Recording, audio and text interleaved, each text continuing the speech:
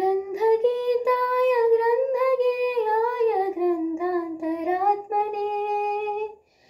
गीतलीनाय गीताश्रयाय गीतवाद्यपटवे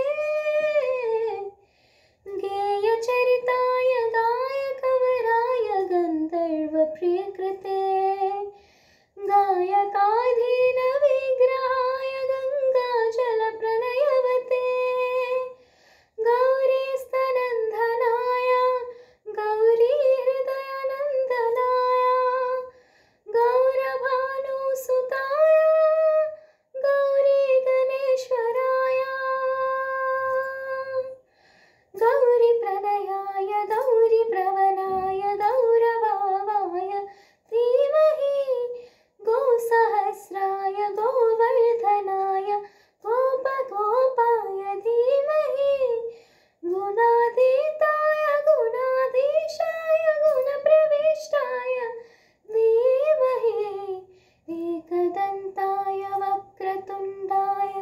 गौरीतनयाय धीमहि गजेशानाय बालचन्द्राय श्रीगणेशाय धीमहि।